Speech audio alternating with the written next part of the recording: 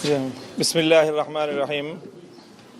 আজকে আমাদের 11 দলীয় নির্বাচনী ঐক্যের যে প্রক্রিয়া চলছে, সেই 11 দলের একটা বৈঠক ছিল। আমরা শীর্ষ বৈঠকের এই আয়োজনটা খুবই তাড়াহুড়ার মধ্যে এবং একটু ক্রিটিক্যাল সময় নির্ধারণ করতে হয়েছে। নেতৃবৃন্দ দেখা গিয়েছে অনেকেই সারা রাত এগুলো নিয়ে দৌড়ঝাঁপ করেছেন, আলোচনা করেছেন। তো রাতের গভীরে সিদ্ধান্তটা ফাইনাল করতে হয়েছে এবং সবাইকে সময় মতো অবহিত করা সম্ভব হয় নাই।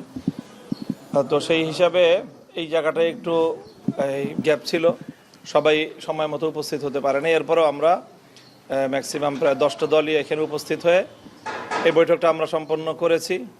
ইসলামী আন্দোলনের সাথেও নেতৃবৃন্দের সাথে আমাদের কথা হয়েছে, বৈঠকের আগ দিয়ে বৈঠকের মধ্যে থেকেও আমাদের কথা হয়েছে এবং আমরা আশা করছি যে আমরা একসাথেই রাত 8টায় আমাদের প্রেস কনফারেন্স হবে ডিপ্লোমা ইঞ্জিনিয়ার্স ইনস্টিটিউশনে।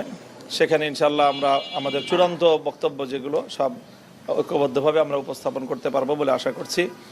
ইসলামী আন্দোলনের ব্যাপারে আমাদের প্রত্যাশা যে ইনশাল্লাহ আমরা যেভাবে একসাথে শুরু করেছিলাম আমরা একসাথেই সামনের দিকে অগ্রসর হতে পারবো, আমরা এখনো আশাবাদী ইনশাল্লাহ। আচ্ছা, একটি বিষয় উঠে আসছে, মানে একটু আগে যখন আমরা খেলাফতে মজলিসের নায়েবে আমির ওনার সাথে কথা বলছিলাম, আজকে বৈঠকে আপনারা 45টি আসন সমঝোতার ব্যাপারে 45টি আসন কোথায় দেওয়া হচ্ছে ইসলামী আন্দোলনকে, এরকম একটি আলোচনায় এসেছেন, একটু যদি বলেন।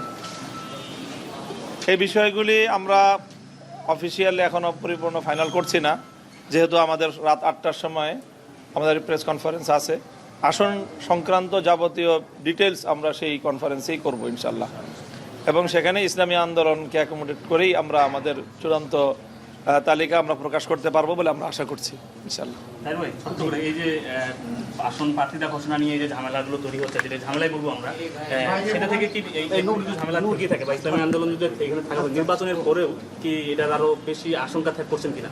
না, আমরা প্রথম কথা হচ্ছে আমরা কোনো ঝামেলার ভিতরে নাই এবং আমাদের ভিতরে যে আলাপ আলোচনা হচ্ছে কিছুটা মত ভিন্নতা হচ্ছে, এটা ঝামেলা বলা যায় না, ঠিক আছে।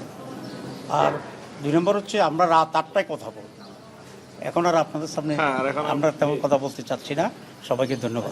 ছোট্ট করে যে যেটা হচ্ছে যে আমরা যতটুকু শুনেছি যে যদি ইসলামী আন্দোলন এসে থাকে তাহলে 300 আসনের ঘোষণা হবে, না হলে 250 আসন। আসলে না আসলেও কি 300 আসন করবেন না 250 থাকবে? এটা রাত 8টায়।